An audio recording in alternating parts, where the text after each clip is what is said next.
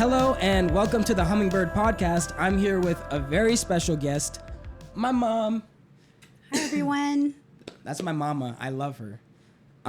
She is Daniel. Mom, you're kind of everything to me in a big way. Like you really, like you guys don't even know how good of a mom she is. She really like has been there for me in a way that like no other person will probably ever be there for me, really, like, you know, and that's like no shade on anybody. It's just that nobody can really love me as much as she does, I don't think, because I'm her son, and like, you know, it's just, Yes. You're the best. Thank you. Daniel, I feel the same about you. You know, you've taught me so much too. We pretty much grew up together, you know. I mean, I was young when I had you. I was only 19. And like the bond it's always going to be there. And I'm so glad that like as we're getting older, we're becoming like best friends too. You know, we talk about pretty much anything and everything. So yeah. we we may be older, but that doesn't mean that we're wiser. True. Which is a perfect segue into what I wanted to. Well, this was actually my mom's idea. So we're gonna pull this up because I want to talk about this and I want to get your perspective on me. I think like I want to know like kind of what I don't know what it was like watching me grow up. And very interesting. Okay.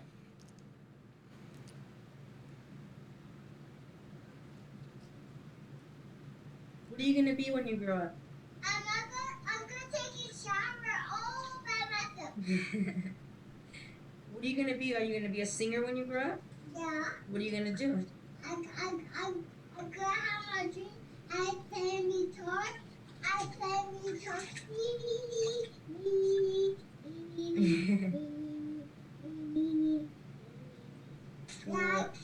gonna play a guitar, huh? Yeah, you are. Okay, you can pause it. So that clip is a trip. It is. And I 100% remember exactly that day, that night that we were filming that. We had like a family party that day.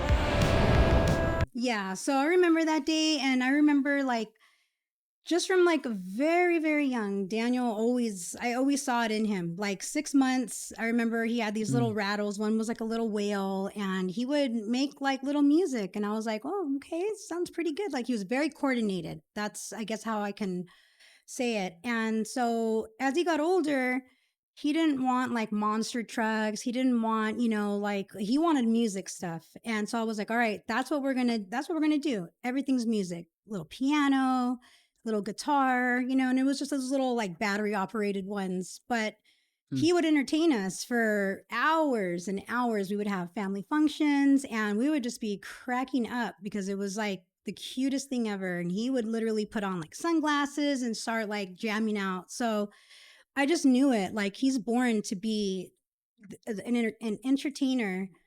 And so that I just randomly asked him, what are you going to be when you grow up? And he just no script, no rehearse. He just said what was on his mind. And so that is like one of those things where I'm like, all right. Yeah. It's crazy too, because I got really shy for a long time. I didn't really even want to like talk to people. I was very introverted. So so that music video was a bunch of, my mom used to just take a camera everywhere when I was a baby. She would record me. You know, she said like, I probably thought that her face was a camera because she used it so much. I did. And so like, I have all of this footage of myself as a baby. And I looked back on my childhood very kind of negatively before I saw this stuff. Oh. I really think that I remembered most of the like kind of harder moments because those moments tend to like stick out. Yeah. But then I saw that and I was like, wow, like there was actually so many nice moments, you know, of people just being loving towards me and playing with me, Robert, my uncle, and just everybody having a good time. Yes. I needed to see that and that's what the video is about too. Cause it's like, you know, there's a rat smoking, watching this, which was how I felt. I felt like this rat just getting high and, you know, looking back, having such a negative view on life and seeing like this beauty, you know? For sure. You know, we hadn't seen that footage because I remember the camcorder that I had like a really small cassette, like this big. And I never knew, like, how can I get this developed? But I always kept it no matter, you know, where we moved. I always made sure I had it because, like, one day I'm like, I'm going to get this footage. And we did. And we were like, I was tripping out too because I had not seen that since it was filmed. And each memory, I was like, I remember that. I remember that. And so it was beautiful. Yeah. Yeah, it was really, really cool. And so like I cut it together into a music video for my song Wiser, which is just about getting older and, you know, maybe still having all the same issues, you know, that you've always had, but maybe you can deal with them a little bit better, maybe not. Yeah. But yeah, so all right, so Mom, I want you to give context into like who you are, you know, how you grew up, where you grew up, and just what it was like for you. Okay. So, again, my name is Celeste, and I'm 47 years old. I grew up in the San Fernando Valley, Reseda, and born and raised. Born and raised. I'm still there to this day. Like, I've moved several times, but I always stay like on the little four corners because I like to stay close to my mom. Yeah, don't tell them which ones. Yeah, no, I won't tell you which ones, but I'm there in Reseda. And I grew up like, thank God, you know, I had my mom and dad. They stayed married for many, many years until unfortunately my dad passed. But you know, I grew up in a kind of chaotic scene too. You know, we have a lot of characters in our family. I'll say that. But at the end of the day, like they're all really good people. They have, you know, good hearts, and you know, I've learned a lot. Some good, some bad. And I have an older brother and sister, and so I'm the youngest of the family. And so, you know, I grew up having a lot of like different influence, you know. But I think once I turned to a teenager, I was, you know, a little cray cray, as they say. I partied a lot, you know. I lived a lot faster than I probably should have, but it also built a lot of character. So you know, although I wish I could take some of the things back, like some of it, I'm just like, hey, it's shaped me to who I am. And again, I had Daniel young at 19, but by that time, I was pretty much like, okay, I'm ready to mature. I'm ready to grow up. And yeah, and I grew up really quick after that. That was like, okay, kicked you right in the butt to get it together. So, but you know, I stumbled and I made mistakes along the way too. You know, I was not always the best parent, but I always carried Daniel in the back of my mind, like no matter what, I'm gonna always persevere and make it because I have this little guy, you know, that I need to take care of. So this little white boy, yeah. There's a story behind that, but Stone ran into somebody, a client of mine out in the wild, just happens to. I do music groups, and he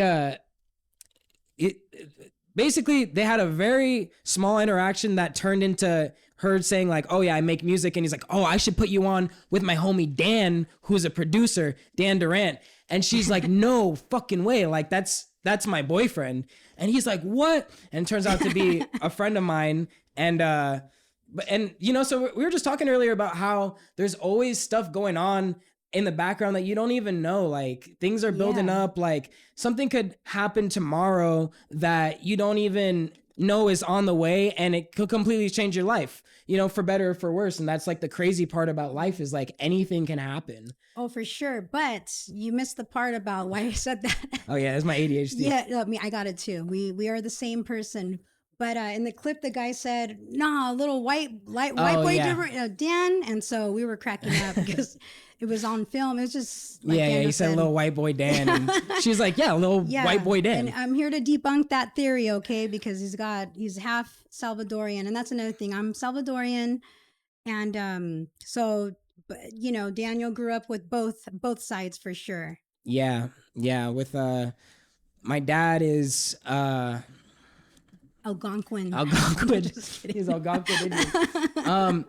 My dad is he's mixed, but he grew up maybe more white. So, you know, and he looks more white. He looks kind of native though. he does have a native look. Yeah. My dad he's tatted up. He's got long hair. He's a rock star guy. He plays drums in my band. Yes. So, yeah, I am really a split down with you guys. Like, I just see all the different ways. Like, I even started noticing ways that I am like my dad, which is weird.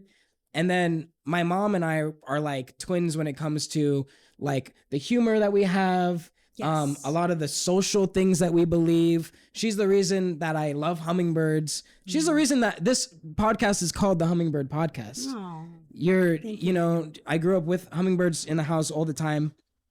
And yeah, it's so weird doing this with my mom right now because you're just my mom. Like, you're like, she's so integrated in my life. Yeah. Yeah. Oh, no, for sure. Daniel moved out maybe a year and a half ago? Yeah. Almost 2 years in September. And that was a big thing because it was like, whoa, like he's my only child. I just have Daniel. And so, thank God we're close. But that was a big thing. Like, oh my God, he's moving out and now what, So, but I feel like it's actually made us closer, right? Yeah. Like, I feel like we when we see each other, we're like, oh my gosh, we get so happy. And we just, talk about everything under the sun. So that's what I really appreciate about our relationship is that we're like, we just talk like friends, but at the end of the day, I'm always going to be his mom and guide him in the best light that I can, Yeah. And so, yeah. Yeah, we're always talking shit on somebody. Yeah. Like, we're always like, either we were watching the news and being like, fuck this motherfucker. Oh like, my gosh. Oh, what a dumbass. Like, yeah, what an asshole. Yeah, yes. Yeah, dick hair. Dick hair. Yeah. So, all right. So, Mom, I want to give you this opportunity to pitch something that I've heard you talk about a lot. Okay. And it's her brand Shorties. Oh my goodness. Because she's been talking about this for a really long time and it's such a good idea. So I want you to talk about what Shorties is, and I want somebody to Shark Tank this idea and help her make it a reality. I actually have a little bit more to that. Now, I was thinking about it actually yesterday. Well, Shorties is a brand that I always thought like, hey, I go to the store, like what I'm wearing now, I had to cut like 5 inches because they make clothes for such tall people. And unfortunately, I'm vertically challenged. So, I always was thinking like, why can't there just be a store for like girls that are short, that are 5'4" and under, let's say. And so, but I was also thinking that like, I wanted to find, I like nature, right? I love animals. I love the moon, the stars, the sun, and like clothing that has those emblems on them. And they just don't have them. I looked everywhere. And even like, unless I go on like Temu and I got to wait 3 or 4 weeks, for it to come through, it's hard to find those types of brands. So I always felt like, not like a fashionista, never really been into like brand names or anything, but they need to make clothes for short girls. And then also for people that like, nature stuff. Like if I want to get a hummingbird shirt, or a cat on it, you know what I'm saying? Yeah. Like just stuff like that. So Yeah. it's not like a dream of mine, but if anybody's out there that wants to collab. And I feel like my style is kind of different too. I have like a different sense of like, I don't really follow the grain of what's perceived like the normal. Like when I go to the stores, I'm like, ugh, these designers stink. Like who's making these clothes? So yeah, that's always been something in the back of my mind that if I could do it, I would do it. That's so good. Okay, so yeah, Shorties, it's a good idea, and it's something that like that. First off, that was a really good pitch, and I need to learn how to pitch myself like that. Really? Because I feel like I rambled on for so long. No, because you're just keeping it real. You're just saying like, this is why I think it's a good idea, and I want it for myself. And if I want it for myself, then other people are gonna want it for themselves too. Because I can't be the only one. No, there's other people like you out there who have the same exact problem, feel the same exact way. Yeah. So it's like always good to talk about what you're feeling, because other people might be feeling exactly the same way and might really benefit from hearing that, or they might just be like, I want to buy from you, because you've got something that I want and you're actually down to go make it happen. Yeah. Because she could make it happen. She could be a brand ambassador. Like she could go out there, she'd be out here pitching me, like That is what I want to do. And that's also probably like my number one dream would be to help Daniel like get to his goal, you know. And I know that making his music and like it's, if you guys haven't heard it, please listen to it, give it a shot. Like it's life changing. I'm assembling a team right now. Yeah. I am assembling a team of all the motherfuckers who are the most down for me in my life. And they are all helping me towards my goal right now. Yeah. And there's no way that we can lose like that. Oh, If I've for got my sure. mom, my dad, Zach, Stone, Austin, Carter, JD, I don't know who else, a lot of people actually, but like these people like around me who love me, who want to see me win, that is an impossible to fail sort of thing, I think. Oh, for sure. You got to surround yourself. And, you know, as I've gotten older, I've kept like my circle pretty small now. Yeah. Because there's, you know, there's going to be a lot of acquaintances and friends that we meet along the way. But if you have your squad, like the ones you mentioned, like I know all of them personally and they're all amazing. So I'm very happy that that's who you have surrounding you because that's what you need. You need. They good- see my value. I Yeah. feel like a lot of people, maybe people see my value, but I feel like they really see my value. Like as a person, you know, not the talented, funny, smart, handsome guy that you guys that I all created. think you know Yes. that she created. But like me as a human being, as Daniel, you know, not even as Dan, like as Daniel, like Yes. those are the people who really care to call me and ask me how I'm doing. Like, you know, just, am I good? You know, not a lot of Yeah. people ask you that and genuinely care or Yeah, it's true. are really interested to hear what you have to say. Absolutely. So we're here and we're going to promote this from the ground up, Daniel. And so let's get it cracking here. Yep. Okay. So the next thing I want to talk to you about is something that's very near and dear to your heart, and that's doots. Oh, Dootus. Doot-doos. You Dootus guys don't is- know doot-doos? No, you will. You will. He's my cat. He's my cat and I love him so much. You know, he came into my life when I was really going through a struggle. And the struggle was, I was in a relationship that was just really hard for me to get out of. And this is a true story. I remember, I'm not much of like a prayer person, but I remember saying like, God, please, like, you have to help me get out of this. And I don't know how I'm going to do it, but please help me. And like, literally, like that day, I hear this crazy, really scary sound. Like, and I'm like, what is that? Where is it coming from? And I'm like, you know, listening and I trace it back to this white Camaro that's like really low to the ground. And I'm like, that's a freaking kitten in there. I know it. So I'm like recruiting the neighbors. I'm like, excuse me, do you know whose car this is? And finally, the maintenance man found him for me. And, and I pull out this little cat and I was like, oh my God, immediately I fell in love with him. And it's ironic that when I was really little, my first cat was a gray cat and he was gray and white, but he helped me. So he is definitely my emotional support animal. I literally kept him. My building didn't even allow animals. And remember I even bought like black sunscreen for the windows. So like my manager wouldn't see him. And I was like so scared, like, oh no, like I have to keep this cat. There's no way I can give him up now. But he really did. He helped me like to say goodbye to that one thing that was really holding me back and holding me down. And it was thanks to him. So I love that cat more than I can say. Yeah, Bootsy is a very special little energy because Bootsy is a good boy, but he is so unpredictable. He's a little He's chubster. Oh yeah. He's a little chubster. But my love language is food. So I'm always like, I always want to feed, like when I have like guests or whatever. And so I feed him, probably too much, but not that much. He's a big boy. yeah, he's a big boy. And, but I love him because he helped you. Yes. And because it was nice too. I knew him since he was a baby and he he loved me. He was more attached to him than he was to He would me. sleep in my room. He would Yeah. like, every night, like I would have my legs kind of like this, and he would come and just like sleep there. Yeah. And yeah, he was really there for me too.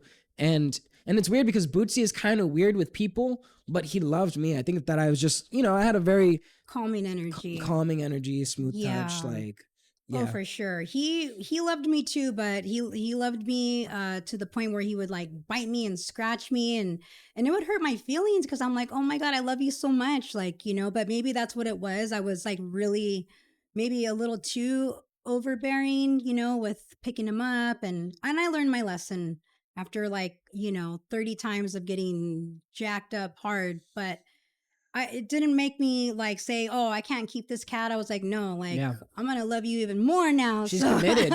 Oh, Yeah. I'm committed. And Yeah, because she saw his potential, Yes. and that type of thinking can get us into trouble sometimes. Yeah. But with something like Bootsy, that's a really great quality to have, because it's Yeah. like he needs somebody to not give up on him. For sure, for You know? sure. And then, Mufasa came into my life too. He's another cat that just showed up.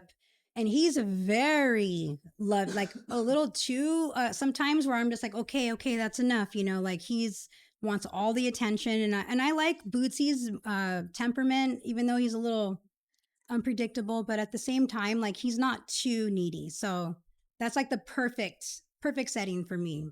And, but Bootsy is amazing. I call him Doots, TTs, everything, but Yeah. I love him. Yeah, he's the little dudes. Okay, so something else that I wanted to talk to you about. Sorry, I'm so stuffed up right now. Oh my Like, goodness! Do you need your nasal spray? I need my nasal spray. Yeah. All right, I'm gonna take a nasal spray and Okay. then we'll be right back. We'll take a break. All right. I have a story to talk about because my mom is so down. My mom, well, she's very quick with her words. They don't always fully make Yeah. sense, but she is fast with it.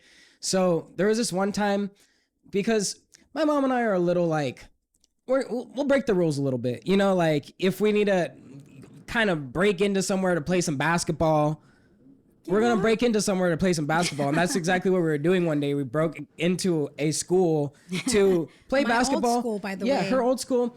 And on some very innocent stuff. I mean, whatever. Yeah, should we have broken into the school? No. Is that a nice mother-son bonding activity? It really is. So we played basketball together. It was fun. And we were leaving. Or did we actually play basketball? Or did we get Well, caught on the way? So this is what happened. We were hopping the fence. Yeah, we were hopping to get Okay, in. we were hopping the fence to get into the school. Yeah, that's right. And there was like a janitor or something there.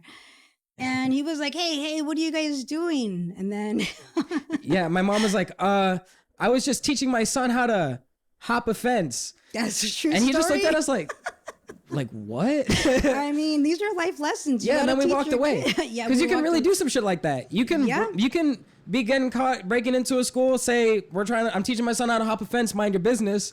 And a guy won't know what to do with that information. Yeah, he was You just know? looking at us. As long like, as you don't keep trying to break in. Exactly. Yeah. Exactly. So we knew better. We're like, all right, we're not going back there.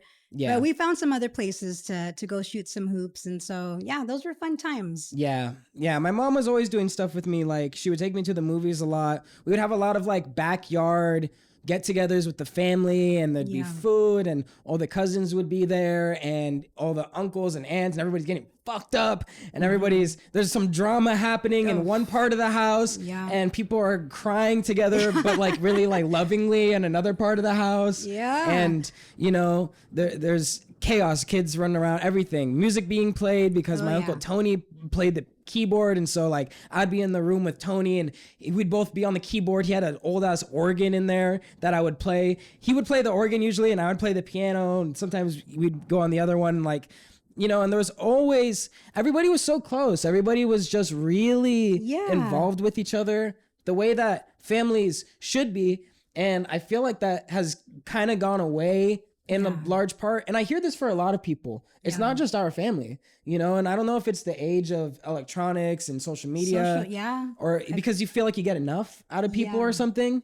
Yeah. I mean, I don't know what it is. There's something where I think social media has a big part to play with it because there's just like so many messages out there, like, protect your peace and protect your mental health. And that is true. You always should. But you need to have your people with you. Like, you need to Yeah. have like your real family, your real friends, like people. Yes. Because if you're just getting all of your needs met here, this is a very bad way to meet your needs. Yes. It's not real. It's all catered and it's on a screen. It's in a little tiny box. You're living your life in a tiny box. Yeah. You realize this?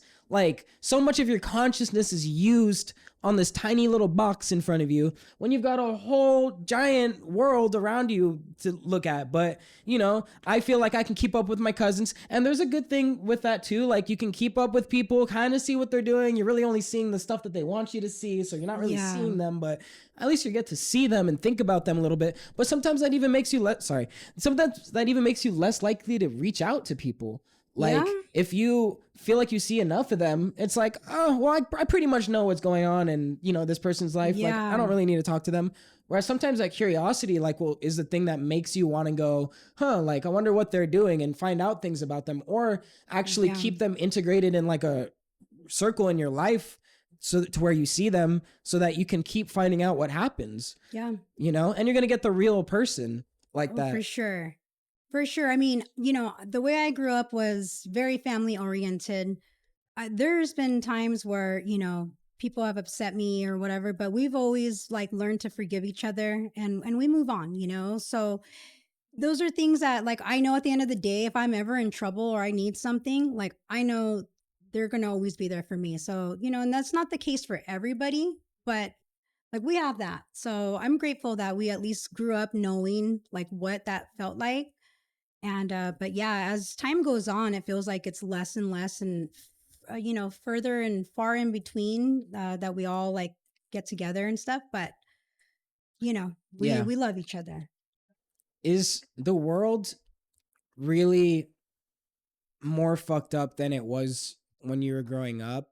Oh, 100%. I mean, when I was growing up, it's hard because you forget a lot of I forget a lot of my childhood. Like you were saying earlier, we kind of remember the things that are the bad because those are the memories that stick out, but I mean, we were built like just slightly different, but now it's more dangerous and more scary. So like, I know that I'm like with Daniel, when he would go out, I'm like, where are you? What time are you coming home? Like, I would be so worried because now you just don't know. Like, everybody's just there's kind of people unhinged. doing fucking terrorism and shooting people and all kinds of crazy shit that I feel like we didn't hear as much of that. Yeah. And I wonder, are people are just getting more radicalized, do you think, because of the internet?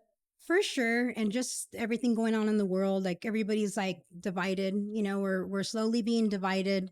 And I don't want that, and that's why like I said, I keep my circles super small because I'm like, I know the ones that are really going to be there. And so, Daniel is number one in that pod. And, I'm just grateful I have a good son that loves me and cares about me and is respectful always. There's never been a moment where I can say Daniel has been a jerk to me. We've gotten into, a few little arguments here and there, but never nothing that's like horrible. So thank you. Yeah. I appreciate that. I mean, shit, because I love you, and you went off on me a few times. Yes, as a mom, sometimes I deserved it.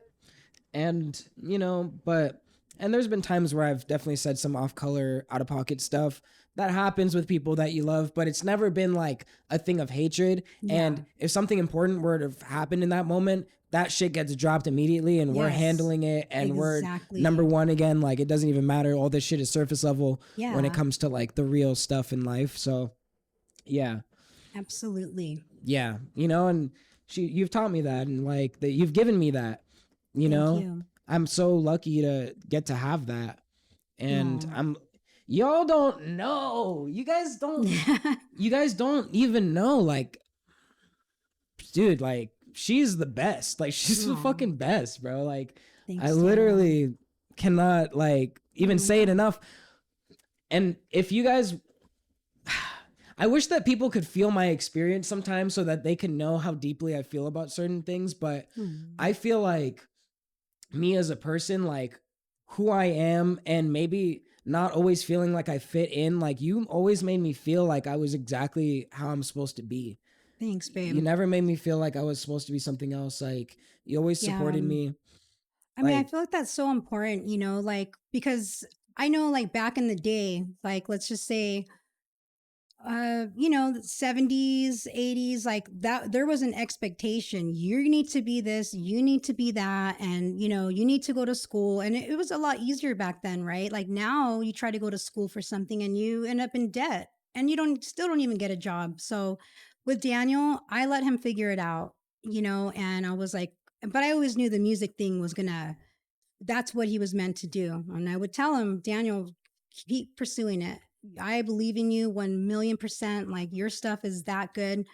And even like with your jobs and stuff now, you still incorporated that, you know, and he's making money and he's doing his thing. To be transparent, like there was a time that she was a little bit more wary about me doing the music, you know, because it's such an insecure job.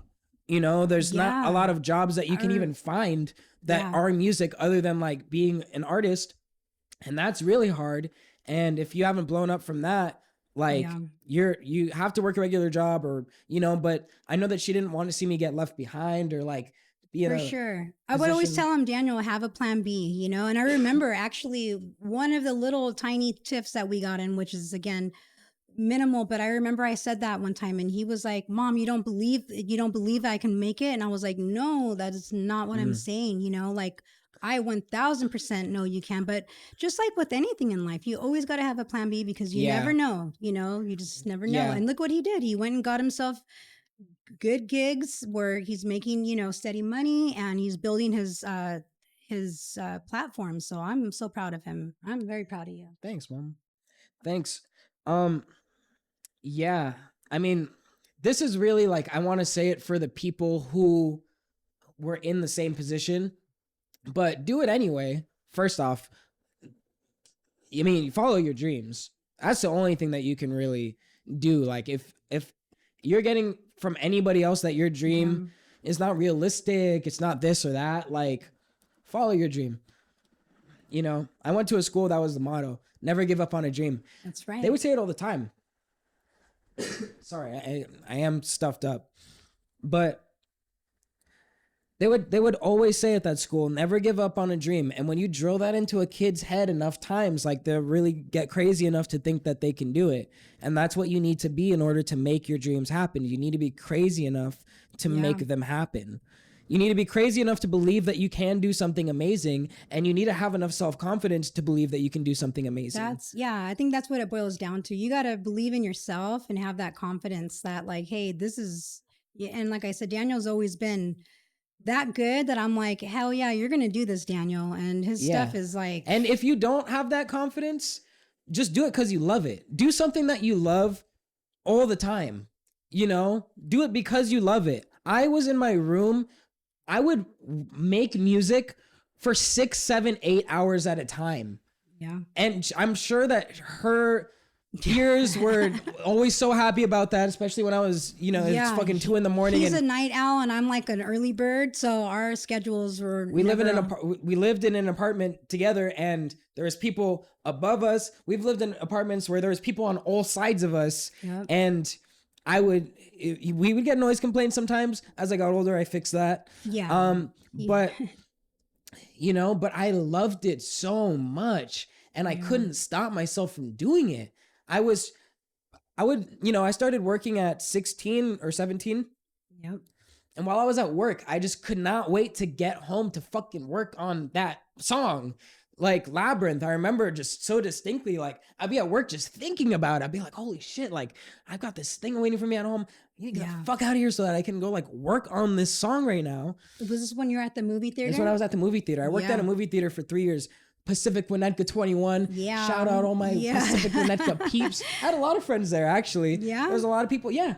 Some people that I'm still in contact with because it was like all young people. It was like 60 or 70 people in this theater. And I knew basically everybody. Everybody liked me. Like, Yeah. never really had problems. I remember you kind of worked your way up, right? Didn't you become I was like a lead. Yeah. You know, I was doing the projector. I was, you know, Do you remember making the popcorn. Do you remember the time when me and Grandma went and somebody took our seats, you know, because now it's not like before where you just sit wherever the heck you want. It's like, assigned seating. And somebody was in there and I was like, oh man, I'm gonna have to tell Daniel that they're in our seats. And I think somebody first came and I was like, trying to get them out and they didn't want to leave. And then poor Daniel had to come. Poor Daniel. I was like, who the fuck? Yeah. And it was me and my mom. Like, and he was like, oh, of course it's them. Yeah, no, it was pretty funny. I had a lot of crazy experiences at that theater. Like I had people accuse me of being racist because they were in the wrong seats. Like, I remember that. Yeah, this lady, like she yelled at me and she was like, it's because I'm black, huh? Like, that's why you kicked me out. I'm like, no, you don't have a ticket. Like, it has nothing to do with that. But she's trying to make me look bad in front of everybody. And, you know, I don't know, like, we had a lot of crazy people that would walk in there. Oh my gosh. Crackheads, fucking everything. Like, you know, during the holidays, it would get crazy. There would be thousands of people coming in and out. We're doing bag checks because the world's fucking crazy. We have to make sure there's no guns in people's bags. Yeah. And so the tensions are already a little high because of that. And you have people being assholes because they just got into a fight with their family during Christmas. And now they just spent fucking $200 bringing all the fucking nieces and nephews to the movie theater. And everything's expensive. The lines are long. And they're missing their fucking movie. And then they get to you and you're like, can I check your bag? And they're like, what the fuck do you need to check my bag for, motherfucker? Like, I'm not doing anything wrong.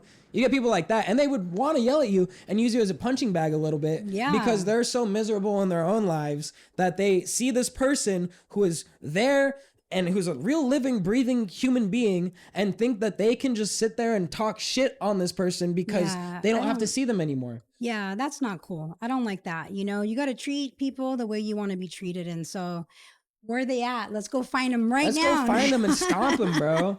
You know? Man, thank God they didn't check my bags. I probably have a couple of Modelos in there. Probably, you know? Like, ma'am, sure. You got to leave those in the parking lot. Okay, like, that's the thing I want to talk to you about. So my mom was a big time Modelo drinker. She still likes her Modelos, but she has cooled off on those a lot. And she had a very like smart way of dealing with that problem.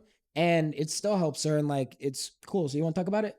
Sure. I mean, I was the type that I drink a dude under the table when it came to Modelos. Like I would crack them 8, 9, you know, at a time. And, but I started thinking like, why am I doing this? And it came to the point where I was doing it by myself, you know, Daniel's gone. And then I was like, kind of like, that can't be good, you know? So out of the blue, like it wasn't because there was any, you know, warnings or somebody said, you know, you really need to slow down because that's just who I am.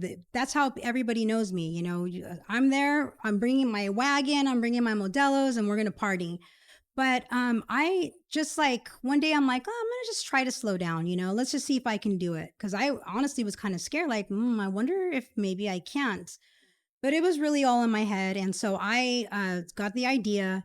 I like carbonation. And so I was getting seltzer water, sparkling waters, 0 calories, 0 sodium, 0 everything. And I would pretend it was a Modelo. I would just get my lime and start chugging them. And I've literally given up drinking almost like, it's like 98%. And so I am actually really proud of myself. It's a big thing for me. So like, if you know me, you know, like, oh, she's like, even I went to a party the other night and they're like, what the hell is wrong with you? And I'm like, dude, I'm happy like this. I'm fine. So again, don't get me wrong. I'll crack them still, but just not the way I was. So yeah. If anybody's struggling, like give that a try. You know, sometimes it's just habit, you know? Yeah. Replace it with something positive. You know, I mean, I think that most people like Stone, she just quit nicotine by using a nicotineless vape. Yeah. So it's a vape.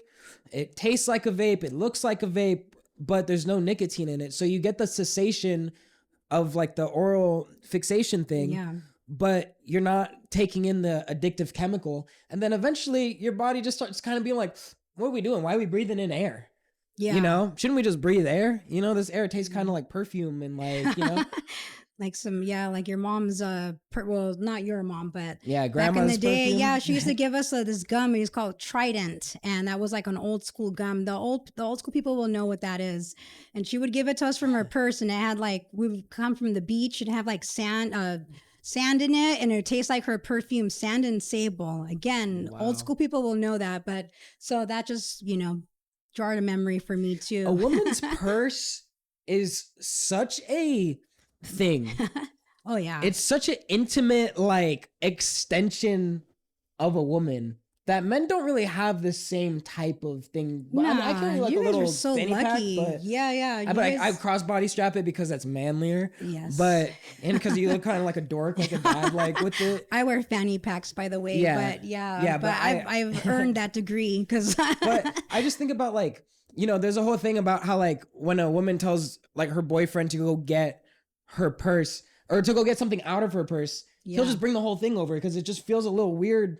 It feels like invasive. It feels invasive. Yeah. It feels like this is like almost like a like mom's purse. That is such a distinct thing, Mom's right? purse, yeah. Like, Zach, do you feel that way? About like person? Yeah, like does your mom carry a purse? Yeah. And is it like a thing in your mind? Like my mom's purse, like is this way? Feels like this almost like He's is like no, I've never thought about that, but you might think about that next time when you see it. Dude, I'll never stop thinking about it. I think like it's like a black hole. Yeah. It feels like that. Yeah, it's like It feels huge. It feels bigger than life. My purse is humongous. I mean, yeah. I mean, because even right now, you're talking about your mom's purse, like how it has like sand in it and like all these things, and the gum that comes out of it comes and tastes like perfume a little bit. And but that's mom's purse gum. Yeah. Like, mom's purse is a fucking thing. Dad's wallet is a thing, right? I'm tapping into some shit here, right? Dad's wallet, mom's purse, like these are very important objects to a child. And and then you keep that importance in your heart. At least I do. Maybe I'm just like weirdly attached to objects or something, but I mean, I've never thought of it that way, but it's like mom's bed, mom's room, like a very distinct feelings that come along with these things. So intimate. Yeah. So much of your personal belongings, Yeah. Yeah. But it's specifically because you love that person. And like, I think when you see things through the lens of a child, like they really like leave such a deep imprint on your soul. Oh, for sure. Like grandma's room feels a very specific way to me. I walk in there and I have all these memories, but it's just a feeling like I'm in grandma's room. Yeah. She has a bunch of she has like a glass thing with like a bunch of stuff in it. Like, I don't know what's even in it these days, but it was dolls before. She used to have like a bunch of dolls in there. Got, a couple that are scary. I'm like, some Mom, of them are scary. Doll looks a little scary, but those are like keepsakes for her. And I gotta ask her where the history of all those dolls. I don't know where she got them from, but there's some really nice ones, like antique style stuff. And then there's pictures of like the family and stuff. So that little hutch thingy that she has, curio, I don't really know what you call it, but how does so now I have my own place. Yeah. This is shot on location at my apartment, by the way, for now, because I can't afford a studio. But you know what? This is a great It's even set. better. It's even better. This is my real life. Like, this is who I am.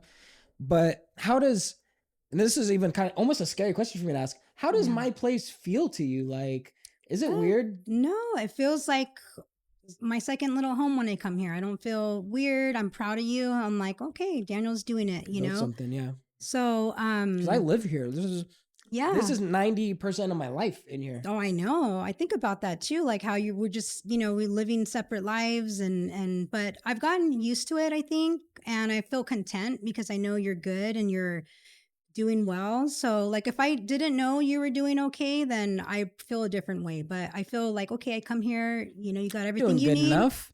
Doing good enough. I'm doing great. I'm fine. I'm having a good time. I'm living my life. I feel like there's nothing wrong with however people are living their lives. Like I think I know how you feel about that. Okay. Yeah. My thing is like, okay, there are shitty people, right? There are people who do very horrible things, Yes. and I don't like them, but they exist for a reason. I don't know what the reason is. I don't know what happened to them. I don't know what convergence of events needed to happen to form these people, but it did. And because I believe in something higher, and I believe that the universe and God are all this very perfect, like, important thing, I see those people as just other creations in this universe that I should still have a respect for, even though I don't agree with them. You know what I mean? I Yeah, no, respect for my sure. enemies. I think you need to respect your enemies, and I think that you need to see your enemies as the yang to your yin. You know what I mean? Like, they are there and they exist. I've had people who have very severely wronged me in my life who I still love, who I still hope something happens to them so that they can be happy and content. Now, it's hard because there are people who do things that are such atrocities that, like, Yeah. I don't really, I mean, but I can't help but feel that way. I can't help but He's hate better those than people. me. He's better than me when it comes to that. I think, I don't know, maybe because I've seen a little bit more, and my tolerance is like dwindling down as I see more Yeah. and more and more. I mean, I always feel like you should love your neighbor, and you should be good to people, and that is never going to change. But there are some that I can't say, like, I mean, why, if they've done something really, really bad, like, and they're going to jail for the rest of their life, and like death, they're going to have, what is that, death penalty and all that? Like, why Yeah. are we waiting? What is going on here? Just bye. And I know that's probably wrong for me to say. And I think a lot of people feel that way. I think a lot of people like are real thirsty for blood because that's what evil does. Evil breeds more evil. Like, evil makes you want to see more evil happen to the people who did the evil thing. But it's like, at a certain point, like, if everything was that way, well, everything kind of is that way, and that's how we ended up in this fucking mess. So it's like somebody has to come along and be like, enough, just enough of this shit. Like, why are we like what can we do? How can I help? Somebody has to fucking do it, because there's enough people saying, get them. I don't fucking like those people because they did this and they did that and they did that, and I get it because I don't like them either. I know, like, and Daniel knows. I think I've always kind of been like that. I'm like, just shoot him in the hand. Yeah, man, for very like, minor crimes. She's like, stealing from a store, just fucking shoot him, like, in the leg, Yeah, don't kill shoot him in the leg. But but in other countries, in some countries they do it. In some countries they'll cut off people's hands for these certain crimes. Yeah, I mean, that's like way over the top. But I'm just saying, like, if you're repeatedly doing the same thing over and over and over again, like, I can't support you at that point anymore. Like, yes, okay, you obviously became that way for a reason, but like, when is, like you said, when is enough? Well, there's people in my life that I've cut out because they're ways that I don't like, and maybe I don't even really think that they're like trying to be decent people, but I do still respect just that there's another conscious being on the other side of the thing, and that, But are they do they really have a conscience if they're doing some really effed up stuff? I think so. I mean, I think some people are sociopathic and maybe don't. But I think don't have a conscience. I don't know. Yeah, but then if somebody never develops a conscience, then can you really blame them for being a fucking maniac? Like, what if it's just their brain? Yeah, but I mean, like, I won't say too much, but maybe we're in controversial territory. I'll be careful with what I say. My mom and I agree on most things. There's certain things that we've come across that we just agree to disagree, or we see it differently. But she's definitely brought me to her side on certain things. I brought her to my side a little bit more, and like, we see the happy medium. Everybody's gonna feel different about everything, and that's something that So, I like to smoke a little bit of weed. Same. Okay. I'm of legal age in California where it's legal. So I like to smoke a little bit of weed. Now, I knew that my mom smoked weed, and I was very straight edge for a long time, but when I turned 19, that's when I started to kind of dabble a little bit. And one day I told my mom, like, hey mom, like, I have something to tell you. And she's like, okay, like what? And I'm like, I smoked weed for the first time recently. She just kind of stopped for a second. She's like, oh, like, well, how was it?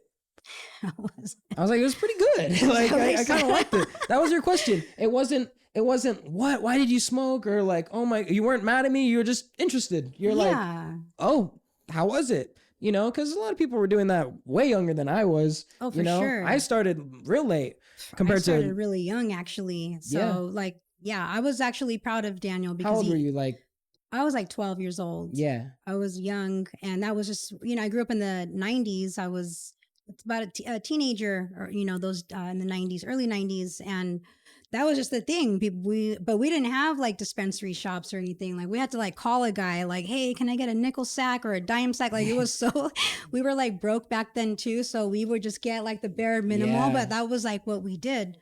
But yeah, I mean, the weed thing never bothered me with you. If there was something else, I would probably say, Daniel. I wanted to finish this because yes, I told her like, I started smoking, and sorry to cut you off. No, you're good. I told her I started smoking, and she asked me how it was, and I said I liked it. It was cool. It was interesting. Actually, the first time I smoked weed was really bad, but then the second and third, and after that was better.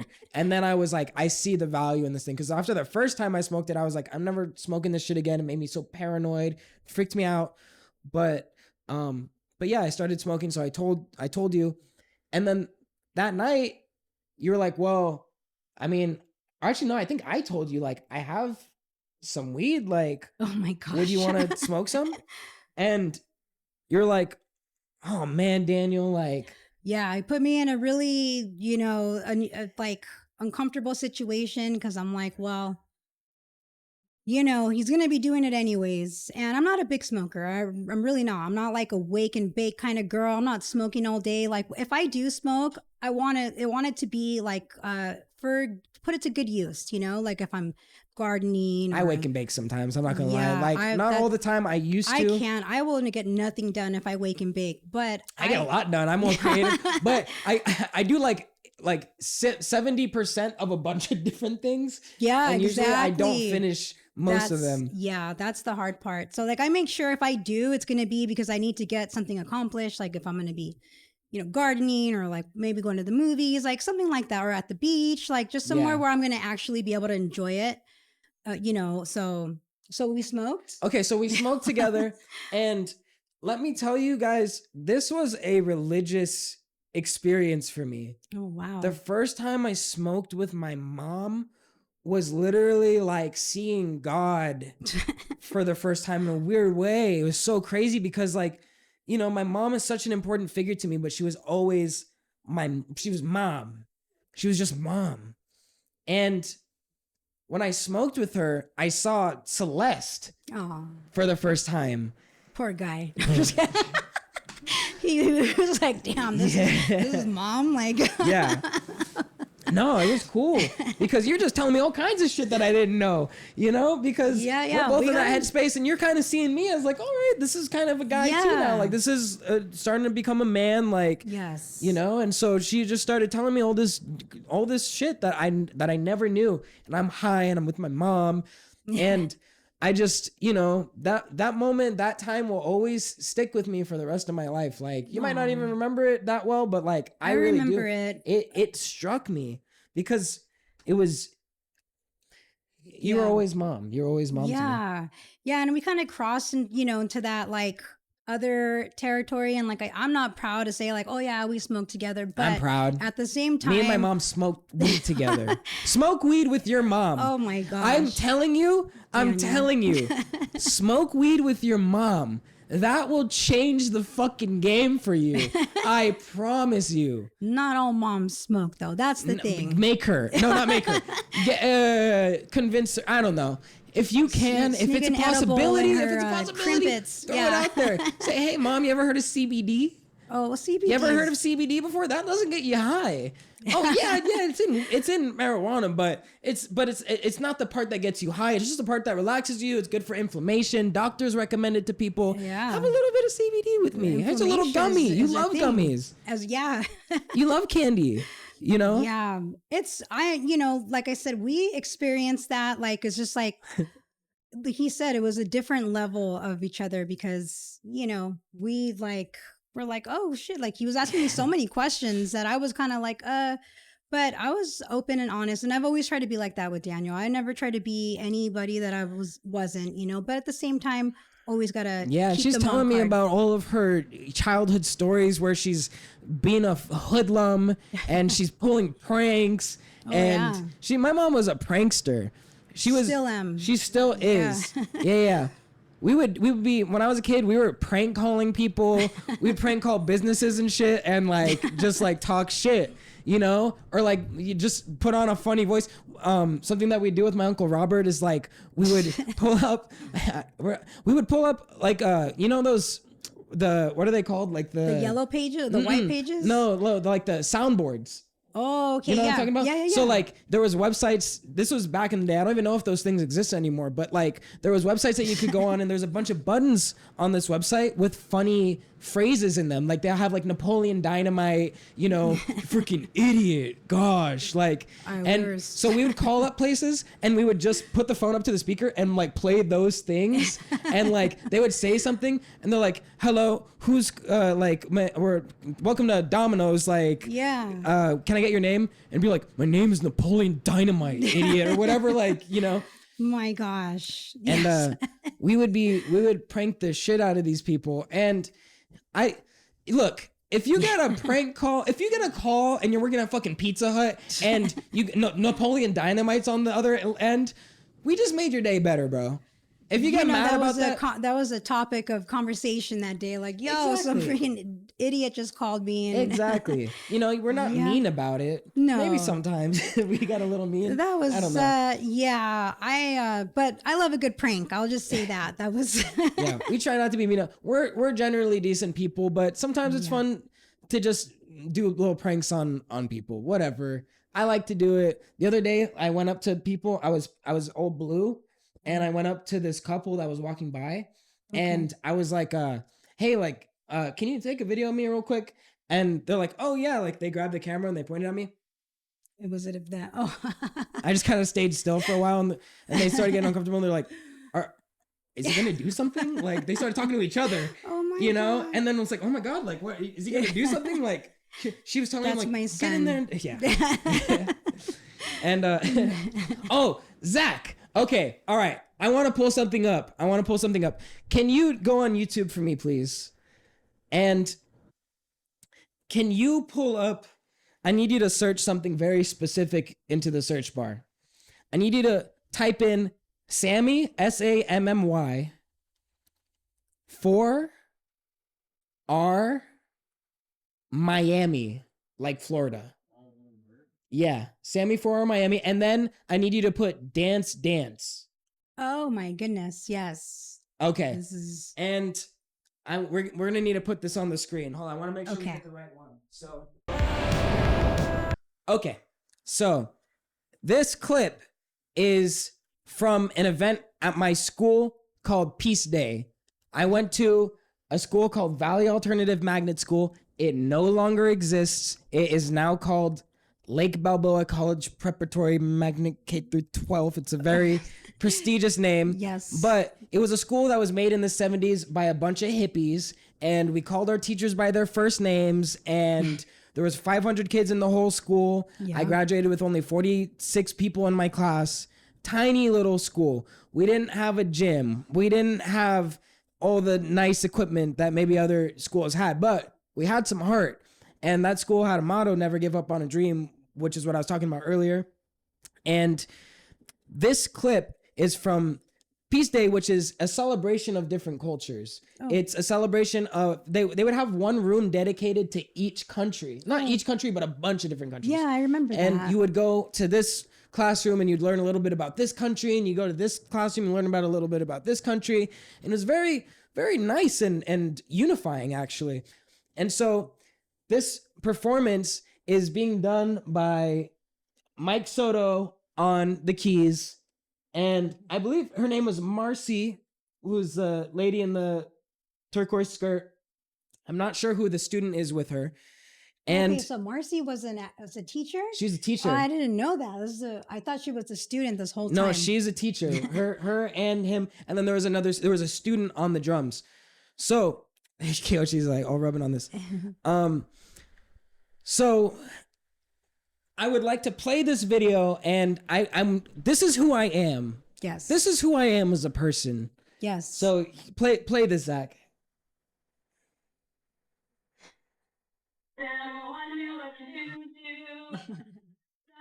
Do you see that little kid dancing in the back? That was me.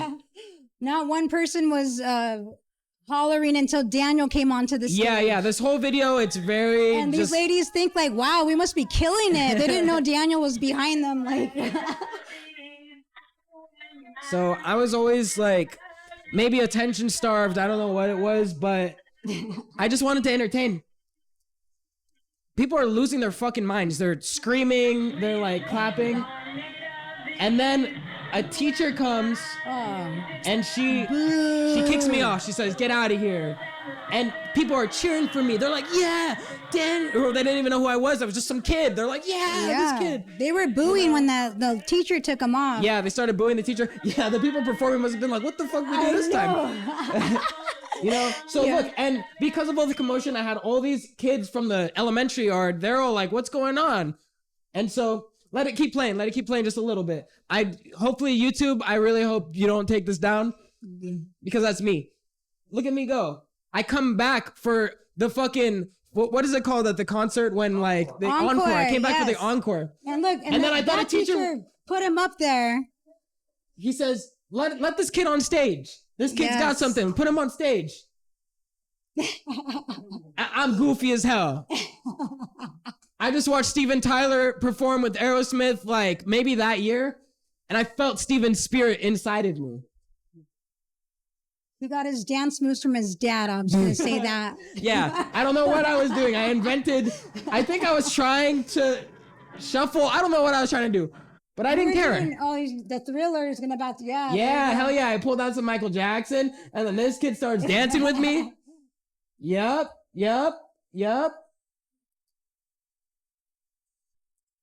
Man. And then I bow out gracefully. Bows out gracefully. She's like, "Thank you for making our performance that so much better." It's the truth, though. I'm sad I wasn't there for that day. You know, a lot of times, like when you're a working parent too, like it's really hard to, you know, just think. If I wish I was at the job I am now, because then I would be able to just do whatever I want, really. But like back then, it was like more strict. The job I was at, but I wish I was there. I'm so glad that that's actually recorded, because if you were super rich, would you have homeschooled or would you have like no? I don't think so. I think that kids need that experience, you know, to be social and be around other kids and stuff, but it's scary. I'm just grateful that you got into that school, because the schools I went to, oh my gosh, yeah, right, 40 kids per class, not let alone, you know, the whole graduating class, you know. So yeah, you probably have 200, 300 easy in a graduating class for kind of a small school. Yes. And so I was really, you know, grateful that at least you got that experience. You still got like the social skills, but not it being with like the kind of kids I grew up with. Yeah, it was a trip too, because that school you have to win a lottery in order to get in, and I just happened to win in kindergarten. He won it, yeah. And I remember thinking, oh, it's kind of far, you know, but I thank God that happened, because who knows, Daniel, you'd be probably a completely different person. I'd be like, fucking crazy. Yeah, you'd be a thug and a gangster. I might have been. I grew up around enough of it that really could have happened to me. But luckily I had some really, you know who I want to give a shout out right now is Sandy, who worked at that school. Yeah. She was just the sweetest lady. She was a kindergarten teacher there. Sandy, if you're watching this, I love you. I think about you. Oh. Like, you're a beautiful, beautiful person. And like, you always gave me a really warm, loving, caring energy. And I just hope that you're doing okay. Have you ever went back there to see if anybody's there? No. I mean, I had a teacher named Walter he is a guitarist, Walter Roberti. He's a really great guitarist, and he posts guitar videos and stuff. So like, you know, go check his stuff out. but Walter is Walter was the reason in a big part of why I started playing in bands. I mean, he Wasn't he a math teacher? he was the math teacher. Yeah. He was the math teacher, but a really insane guitar player. And he started an after school thing where kids would go and we'd do covers. And Walter played the bass and the kids would choose the songs to do. We'd vote on it. We'd be doing Paramore and we'd be doing Green Day and we'd be doing all this shit. And we'd rehearse every week. And then for Peace Day or for some other assemblies or whatever, the band would come out and we'd play. Yes. And Fahim was in that band. Fahim. People, I mean, if you know me, there's a good chance that you know Fahim. He was in that band. And that's how Fahim and I first started being friends and really like, ended up playing. That's why I played in Carter Ace, because I played with Fahim in that band. And then he suggested me to Carter. And then I ended up in Carter Ace. And it's really because of that school, you know, because if I didn't know Fahim, I don't know what would have happened. I think if I didn't meet Fahim, he's put me onto so much stuff at this point. Yeah. Fahim's a fucking legend. Fahim just played with Willow Smith at the on Jimmy Kimmel. Really? Yeah. Oh wow. Yeah, he just None did of that like 2 nights ago. Go Fahim's the fucking best, bro. He goes touring around the world. He goes on the road with Quadeca. Fahim's amazing, you know? And I mean, man, okay. Fahim's such a fucking good guitar player that I used to think that I like sucked because he was so good and I was just near him all the time. And it's I would like just be effortless for him. He's, you know, like he's awesome. He's on another wave and he's putting a lot of work. He was going to school for jazz and all these things. And Fahim is very knowledgeable, but he's just a beast on the guitar. So he'd be playing guitar and then I'd play guitar. I'm like, I kind of suck, you know? No, that's not true. Yeah. But that's how I felt, you know? And then I realized, oh no, I don't suck. It's just Fahim's just some weird godlike creature that like, you know, and look what he's doing now. Fahim's he tours the world and shit, you know? Good for him. Yeah. Congratulations, Fahim. That's awesome. And so, you know, I had the pleasure of meeting a lot of very talented people along the way and very just like down to earth people. Yeah. And I'm happy with like where my life is at now. You know, and I think it's going to get crazy. I really do think that like in a good way or in a good way. Okay, good. Probably in several difficult ways too. You know, I assume that this is going to take off. I assume that something is going to happen with what I'm doing here because I'm putting in way too much very concentrated energy. And I have a lot of energy. I'm a very powerful person. Yes, he is. I'm putting in a lot of concentrated energy into these things, into the podcast, into my music, into making silly little Harry Potter videos. And this is starting to work. I can feel it starting to work. So I assume at some point I'm going to tour the world. I assume that at some point I'm going to be known and maybe be more known than I care to be. That's what I'm assuming. As long as I keep pushing for that, I might not want that.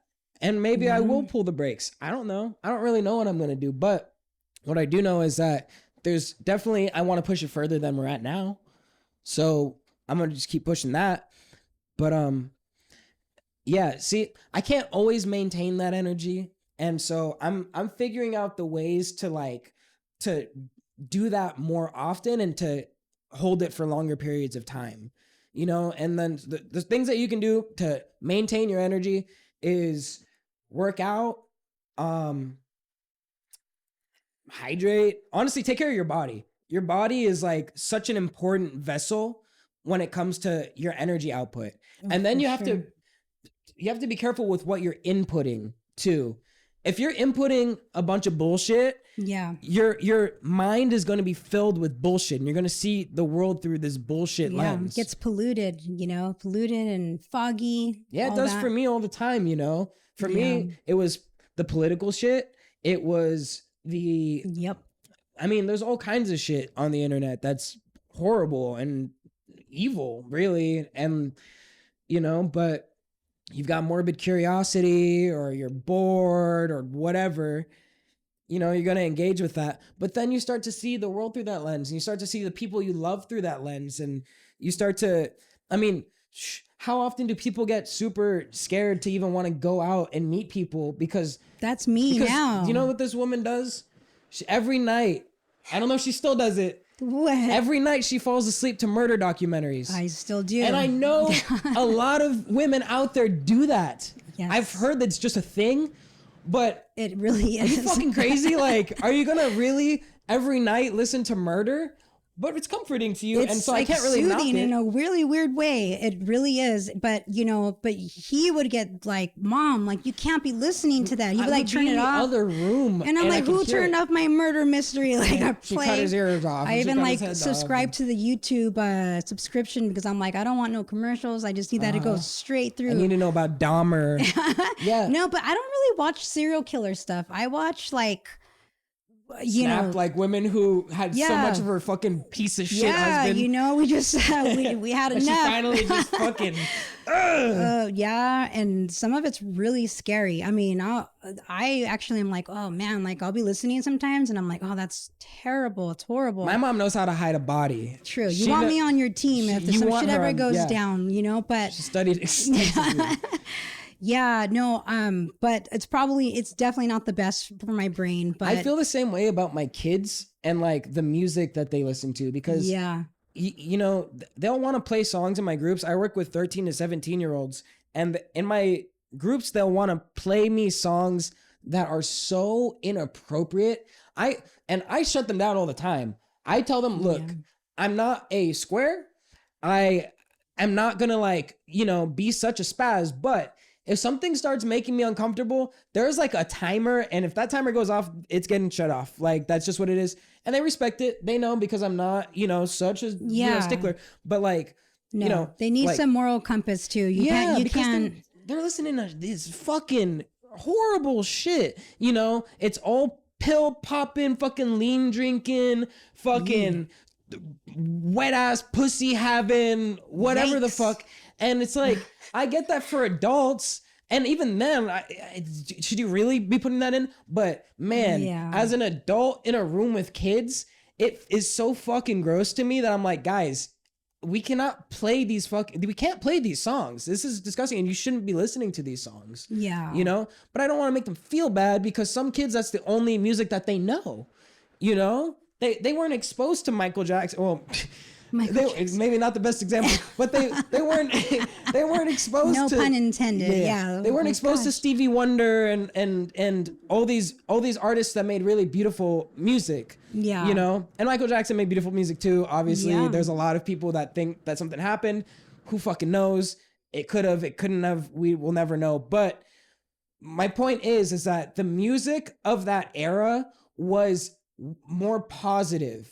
And I think people felt more positive, and they were more likely listening to something positive wasn't lame. Now it's lame. Yeah. You no, know? for sure. I mean, Mom, if you really heard the shit that these kids are listening to, it's fucked up, bro. Yeah. They're listening to people talking about killing each and maybe that was going on a lot too in the 90s, like with rap that started coming in. It was. I mean, I remember when I was growing up, like NWA came out, right? But I like a lot of different music. I like oldies, like classic rock, but then gangster rap came out, and that was like, I was actually listening to it earlier because I still love it and I still listen to it. But like, I know my mom is definitely not approved. Like, and I've learned a very valuable lesson, like my thumbprint radio on Pandora, never play it when I'm with my mom because it'll go from like the Beatles and like beautiful music to like fuck the police, you know, like real quick. And so I'm like, I'm gonna sample that fuck the police that you just did, by the way. That's my next so song. like it would really, and my mom would be like, oh my God, you listen to that. I'm like, Mom, you know, I'm sorry. Yes. You know, I like it. And, you know, I wasn't like out there like saying fuck the police, but there's just like, it was different too. Like there wasn't, some of it was nasty, you know, but now it's really bad. Like I've heard some of it. I'm just like, oh gosh, Ooh, like, they it's get just so too much. grotesque. It's so vulgar. It's like, Yeah. because you can only say so much. And now with the internet, before you had to keep it at least somewhat palatable for the general person because you had to get your music on the radio. Yeah. Now anybody can post any sort of song, and that's when you're getting, you know, and not to talk shit on, whatever. I'm not even gonna talk shit on individuals right now, but you know who I'm talking about. You know who I'm talking about. Okay, I'm gonna say some shit. People like, do I call these people out? Do I say? I mean, do you know them, or no, are not you like personally. their? Oh, you know. For the diss track? Yeah, Well, because I don't want to just talk shit, but I think we make the wrong people famous sometimes. I feel that 100%. And know? you know, like when I think about an artist, I'm like, okay, like Daniel's music, he writes it all, like from start to finish, from A to Z, it's all him. But then you get just some schmuck that just happens to have, I guess, I don't know if it's even a look, but they have some other fools writing their stuff for them and they get all the glory. So I do agree with that in a way that like real artists are overlooked because they get overshadowed by, I don't know how these people even get there, but you know what I'm saying? Like the ones that really, I think that a lot of sheep are getting famous these days, and these sheep come across as bad motherfuckers who make their own rules and do their own shit and nobody's my boss. But like you said, they're having other people write their shit. They've got a management team that tells them every single thing that they're going to do. And they have a label that has them as their bitch, you know? So it's like all a facade, and they're actually probably miserable but can't admit it because it either messes up their brand, it undermines their contract, whatever. So then they're just stuck playing this fucking character. I'm not interested in playing a character. I'm interested in being myself out in the world, how I really am. Yeah. You know, but you can't do that when you have to answer to other people. And now you don't have to answer to other people. We can do this. We can be in my fucking apartment with a camera doing a podcast all by ourselves. I said this before and I'll say it again. We are doing this all by ourselves. Nobody is helping us. Right now, the only people in the room are me, my mom, and Zach.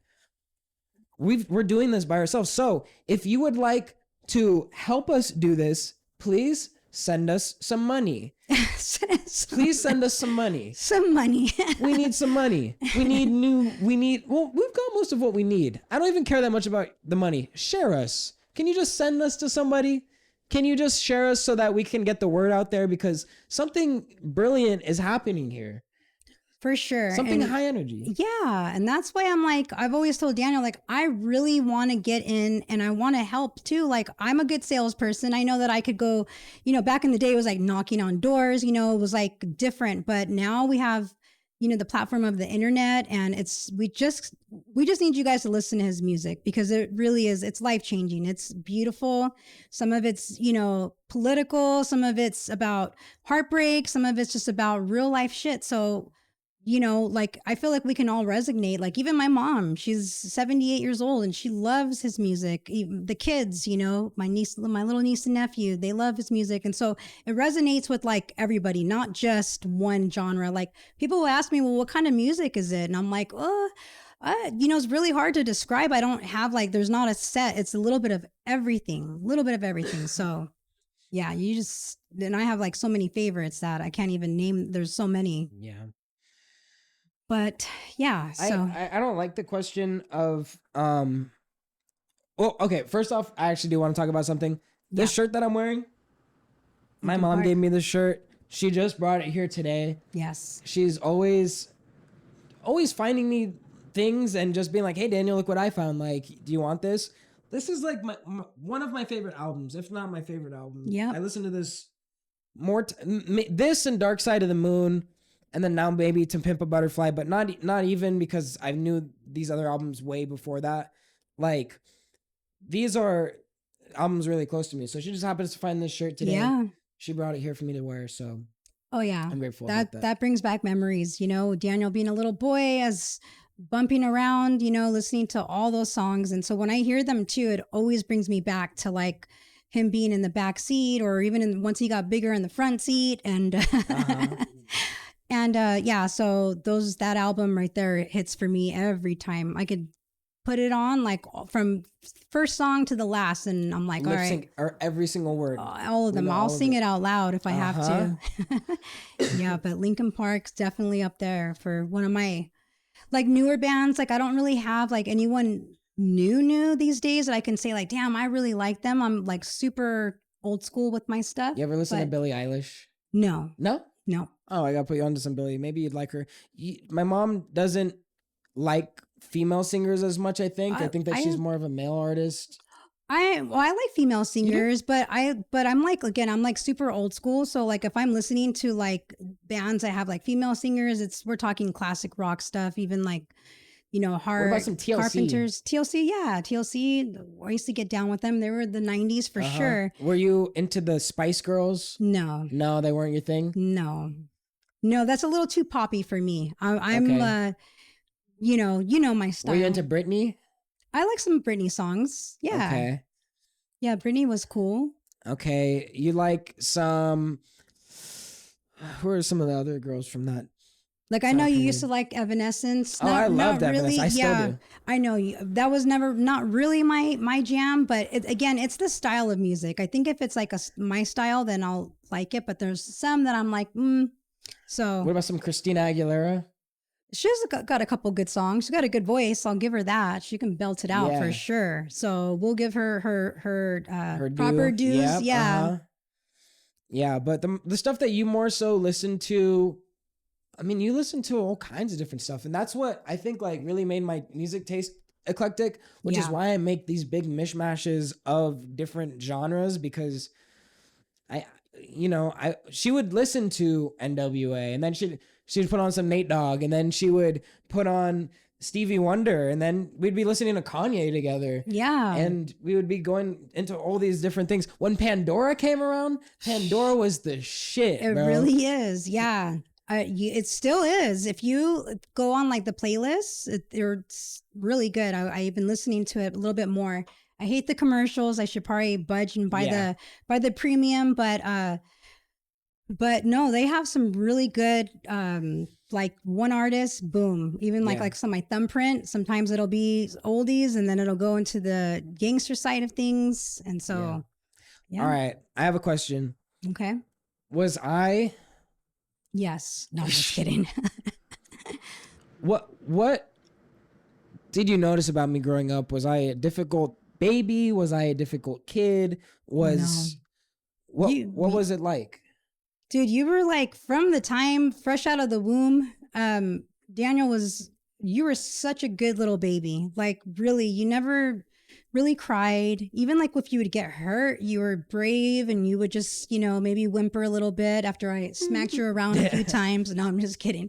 Never did that. But no, Daniel you were always very well behaved. And, as you got a little older, like, all kids go through that really rambunctious stage. You were just always very talkative and just very active, but funny, always funny. And so it was a pleasure really watching you grow up. And like, was I funny because I was making jokes, or was I funny because it was just like, I would just say stuff? You're just funny, you were just a little character, and like, remember that one video where you're like, hello, like the newscaster thing? You were he was like a little newscaster, and it just some of the things that he would say, I'm like, whoa, like how do you where would you get that out of your head? And so it was very those moments, like I always remember how just cute, and you're just very smart, always very smart. You were talking by like 1 year old, you're already saying words. You developed faster than what most kids do. So I knew, I'm like, he's going to be all right, and never really tantrums. I don't remember you being like one of those little bratty kids ever. You were just chill. Yeah. So you made my life a lot easier as a parent because I didn't have to, crack the whip too much. It was just kind of like, all right, all right, Daniel, time to settle down now. Here's your NyQuil. No, I'm just kidding. I need some of that right now.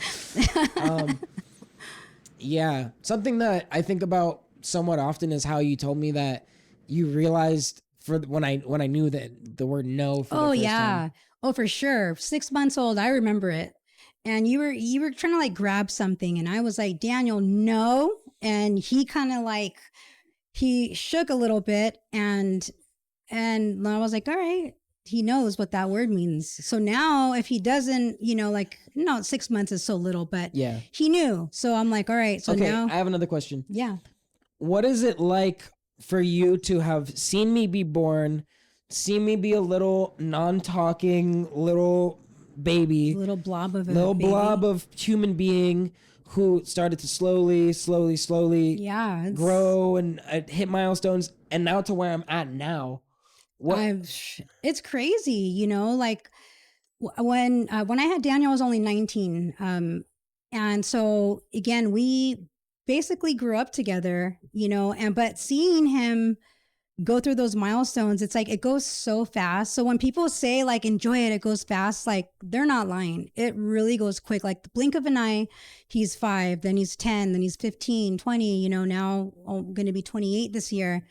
It really does go quick, and that it's hard to absorb it all, like I don't really have a real definition of what it was like, but it's just like looking back now, I'm like, wow, like how is this happening where he's going to be this age now? And so Yeah, now she's on my podcast. Now I'm on his What podcast. the fuck? Exactly. I came out of this woman, and now she's on my fucking podcast. Yeah, it's really, there's no words to describe it really, and again, thank God that you are the human being that you are, because if you were a troublemaker, or, you were an addict, or you were like doing things that like where I couldn't sleep at night, life would be so much all of different. those things at various points in my life, but Sure. never too bad. Yeah, and it's normal. People experiment with stuff, and that again, it builds character in my eyes. But Yeah. if I ever saw him going down the wrong path, best believe I would snatch him up, and we'd have to have that tough conversation, because as cool as we are, like Daniel knows, like I still am going to be, authoritarian in some sort of way, but it's because I love him, and it's because I want the best for him. It's not because I want to dictate his life or be too in it. But, I feel like anybody, even if he saw me doing like, hey mom, like, even with like the drinking thing we talked about, you're drinking a little too much. Like I would want somebody to tell me like, are you okay? Like, what are you doing? So that's really what I can say. There's no really words to explain seeing this little baby to like, it just goes very fast. Yeah, man. I mean, obviously I don't, cause I don't have kids. I don't really know, but I could have just, what a mind fuck. Like, imagine you having a kid right now that's like 9 or 10 years old, damn. And that was like me, that's 9 how. or 10. Yeah. That's pretty cool though.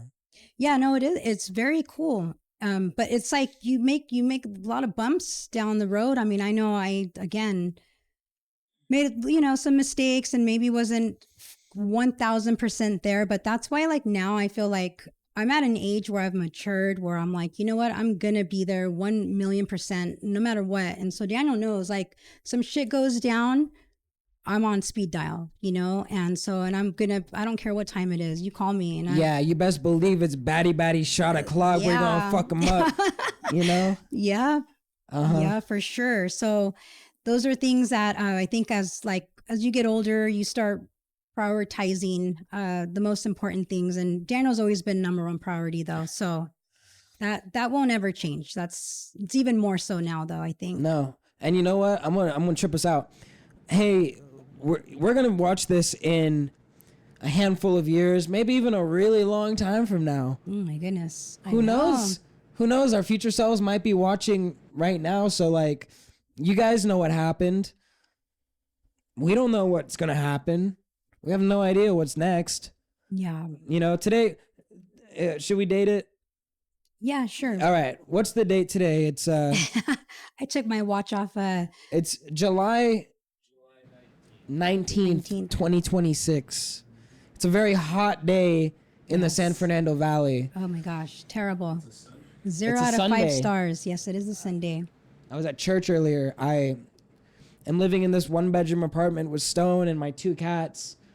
And I've got Those are my grand kittens. her grandkittens. Mm-hmm. And I'm grateful to be alive. And we're just starting this podcast back up. Who really knows what's going to happen, dude? So much shit's going to happen. I know. And that's what's scary is that it's the unknown. But like I've always told Daniel, like you just continue to be a strong person no matter what, because that's all we can do. We gotta keep moving. We gotta keep living, no matter what like life throws at us. So, you know, I want you to just be strong for whatever life holds. And so those are my awkward moments. I get those sometimes. It doesn't always come out the best, but Daniel knows what I mean, Yeah. So just don't falter your beliefs. And that's what I love about you too, Daniel, is that you stand strong on your convictions. And I'm the same way too. I feel like we both have that that energy when it's like we'll stick true to ourselves. So Yeah, you gotta. I mean, you don't gotta, and you can falter on your convictions, but most of the time that I falter on my convictions, I end up feeling guilty, and I hate the feeling of guilt. Oh, it's the worst. It's the worst. Yeah, it is, because it puts so much doubt in your mind, but it's a natural, I guess, emotion, right? Everybody's going to feel that at some point, hopefully. If you like we said, if you have a conscience. And so it's all right, we just keep learning. And that's why I always think of things like some things are a blessing, some things are a lesson, and so we got to take the good and the bad. And I feel like everything that's been like a lesson, I've at least learned from it, and regardless of whether it was good or bad, like I learned from it. So that's all my advice to you is just take it for what it's worth, and you can change it if you want, I guess, make different choices if it's not a good thing, and that's it. Yes. And enjoy the moment while it's here. Yeah. Several times that I've been sitting here, I have just looked around, just looked at Zach, looked at my mom, looked around, because I'm just so grateful, Yeah. These moments all pass. Every moment passes, and so you should really try to intake the current moment and appreciate it. Yeah. It's like, your song, UCLA, how you talk about everybody's in a rush, everybody's trying to get to an appointment, everybody, and those are things that are true. But, like you're saying, you got to sit back and truly enjoy certain things. And I know I do. Like my family's number one, Daniel's number one. And so, but there's those other obstacles too that are going to stress us the hell out. And that's why I hate driving now, because I'm like, oh God, people, like, so, but, sitting here is beautiful, because it's like, reminds me that, hey, like, this is what life really is about, so yeah. Yeah. All right. Well, how you feeling? I feel good. How are you feeling? I'm feeling good. All right. I don't ever want this to end in a sense, like, I don't know. It's just a really cool thing. I have really been in the mindset lately of keep the people that love you close. Like, really, seriously, keep them close. Yeah. Make them a part of the thing with you, because nobody's going to look out for you the way that your family is, the way that your close friends.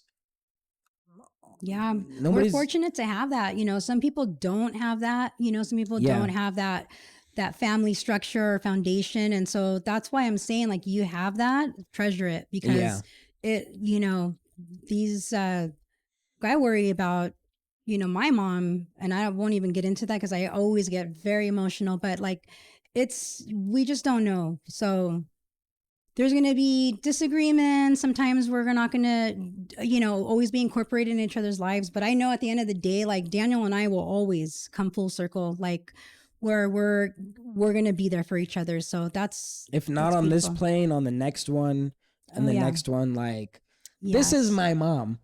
And this is my son. On a soul thing, on a spiritual level, this is my mother.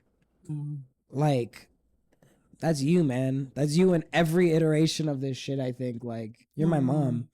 Thanks, babe. Well, I love you so much. And, it's nice to hear, because I think, when we're I'm not saying you're young, but we get kind of like wrapped up in our lives, right? I know I did for sure. And, but you know, again, as I've gotten older, I've like realizing like, wow, like, you know, the one person that I know I can count on like, any day of the week is my mom. You know, I'll call her like if some shit goes down, or I'm like, you know, so it's one of those things that we learn as we get like, I think older, wiser. And, so that's kind of like where my life is these days, where I'm like, oh man, it gets scary because she's getting older and you don't want to miss out on those days. So, but thank you, Daniel. I know he gives me, you know, as much attention as he can right now, being busy and stuff, but I'm not projecting at all here. No, a little bit, but you know, but it's good. You know, I think that a lot of people feel that they don't give enough time. I feel like I don't give enough time for how much that she's done for me. I get wrapped up in my own life, and maybe this is the time to do that, but I really do try to not do that so much, and I try to check in. I don't do it as much as I should though. You know, I think now that I'm living my, you know, not by myself because I'm a stone, but like I'm living separate. Like yeah, I just don't reach out as much because I've got other things that are filling my life. We used to live together. I'd see her every day. She was such an integrated part of my life. Yep. But like she said, like when we do see each other, yeah, there's almost like a richness to it that was missing because we were updated with each other all the time, every single day. All the time. Yeah, for sure. And we're not living in like a big, huge house where it's like he's on one side and I'm on the other. Like we're literally like, I know when COVID happened, like I started working from home, and I know that poor Daniel, after that, I was like there. And instead of setting up my office in like my room, but my room would get so hot. So I was like posted in the living room. So anytime you had to go out and get food, there I was. And so I can understand how that must have been like, it made me just want to not be home as much. You know, not because I didn't want to see you, but just because I think I was craving privacy. And so I would just go in my car and I would drive to the gym and I would sit in the parking lot and I would smoke and I'd listen to music or watch videos and I'd go have a workout. I was really just using home to sleep. Yeah. Or to make music at. While I was sleeping, while she was sleeping, yeah. With the volume up, she always texts me like, "Daniel, can you turn it down? Yes, can you turn it down?" And the walls are so thin, you could hear everything. So like, even if you would have it lower, I'm like, it's still too loud. So I'm glad that now you have your space, you know, to do. But you know what? She let me do it to a certain degree. Yeah, and I'm so grateful for that. Yeah, because I wouldn't be able to do what I can do now if you were shutting me down all the time. No, some people get shut down all the time by their parents, dude, and like it's like and so the people who go out and still do it, I have such a respect for, because it's like, man, like you really had to push through a lot of stuff in order to get to your dream. Everybody's going to, but you had to push through something that to me would be such a heartbreaking thing of like, man, like my mom doesn't want me to do this, or like that's I sort of felt that way before. Okay, so I'm a sensitive person. I'm a very sensitive person, sometimes overly sensitive. Yeah. And when my mom told me like, look, Daniel, like you have to have backup plans. You have to, this might be a hobby for you and maybe it'll work out, but you need to have something concrete because this world is really hard and you're gonna need to pay for shit. Mm-hmm. I was offended and I was hurt by it because it felt like, damn, like you don't believe in me, like you don't think that I can do it. I remember that. But she never heard anything that I made because I hadn't really made anything. Like I played instruments and I played for Carter and I recorded with Carter sometimes, but she didn't really hear anything because I didn't make my first song until 2019. That's so crazy. Are you going to talk about Hayes right now? I was literally going to bring that up because that was the moment that I was like, oh shit. Like he put that together. I was like crying. I was sobbing on your bed. Like, I can't believe he made this song. Like it was so beautiful. And that's still one of my favorites to this day. And she told me, she's like, Daniel, like, this is what you're meant to do. Yeah. I'm like, I take that back. Yeah, pretty much. I mean, and from that moment forward, I was like, fucking game on then. Yeah. You know I mean, I always knew you're meant to, but you know, as a parent, as a friend, like, hey, you know, just in case, to have a backup plan. But once I heard that, I was like, all right, now, like, you need to pursue this. And I am 1000% like, let's go. And the songs, one after another, like boom, boom, boom. I was like, holy moly. Like my brain couldn't even, like, even now I still listen to all those songs. And every time I hear them, it's like I'm hearing it for the first time. They're so beautiful. I started producing after I was dating a girl who I was kind of living ish at their apartment. I was gone a lot, right? Yeah, like you I was were. gone most of the time, living at her apartment with her mom, and the relationship was whatever, and not whatever. We were depressed. We were depressed, and we smoked weed, and we ordered fucking Maybe like Postmates, codependent and a little bit. Codependent. We'd play video games, and you know, but we weren't fulfilled within the relationship. And I had a laptop. I had a really shitty laptop, and I pirated Ableton, and I pirated Is that the Omnisphere. one that I gave you the other day? Remember I had it in my closet? Okay. Yeah, either that one or the one before, because I remember I had two that were like HP or whatever laptops, really shitty, barely could do like Microsoft Word, but I made that shit work. For any producers out there, you're gonna know what I mean by this. I had to freeze every single track after I was done with it because the computer literally couldn't handle like 2 or 3 tracks. So I would freeze every track, and it was a long ass process, but I fucking brute forced my way into learning how to produce. And I started doing that while I was living with her, but I didn't have a microphone. I didn't have an interface, and I would want to go home to, you know, cause I actually got those things and I had them at my mom's house, but she didn't want me to go, and so I just kind of stayed, and I was just in it. Was being a helicopter mom? I didn't want you to go. No. The girl I was dating. Oh. You know, like it was just a thing where it's like we were just spending all of our time together. Okay. So I knew I wanted to make music a lot of the time, and I wanted to go home to do that. And so me and her ended up breaking up, and because I was in such an emotional state, and because I'd been away from home for so long, and now I'm living back here again with dear old Ma, old Ma J, and I have my setup. I just became obsessed with it. Yeah, I became so fucking obsessed with, and I wanted to be good. I would listen to music, and I would listen to my song, and I'd be like, this isn't that. How do I make this thing that?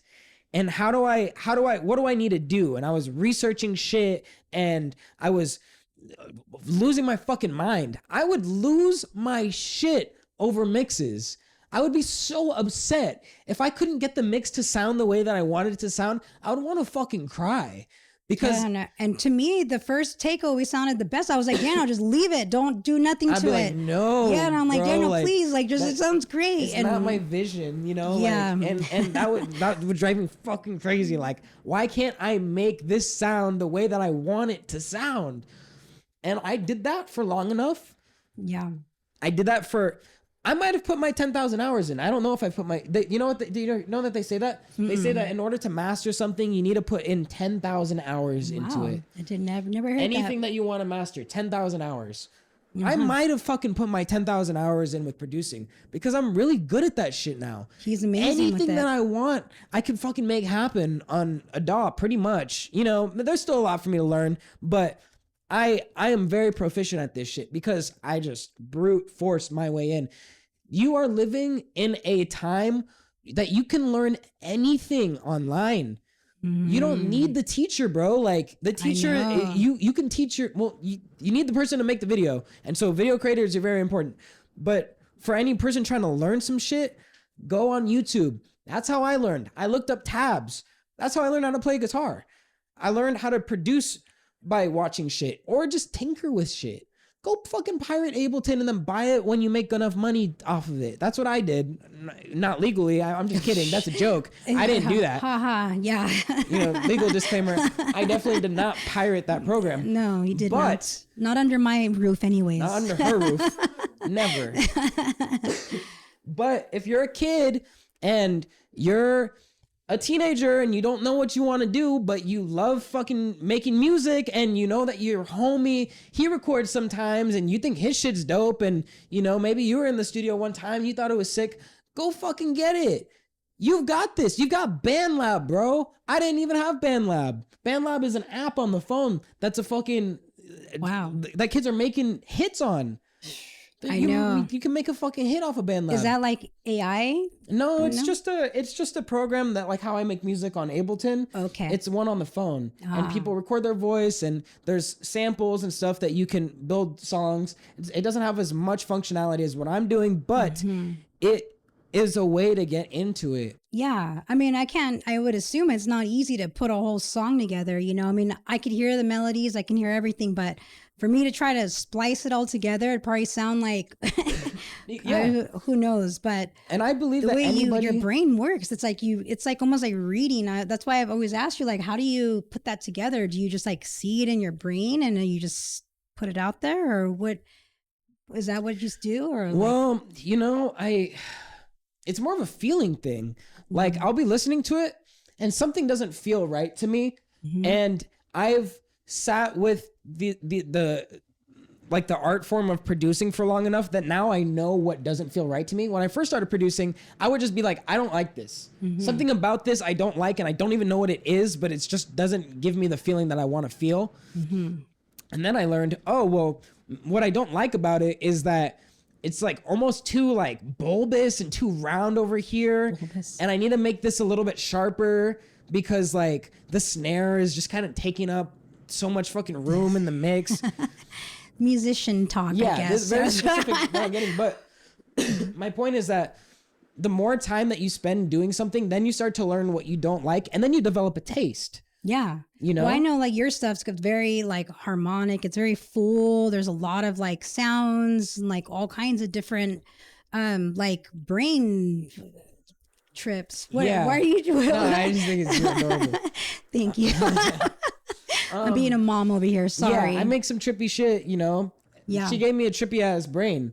I did. She did. My mom's loco, you guys. You know, Loca. She is a loca for sure.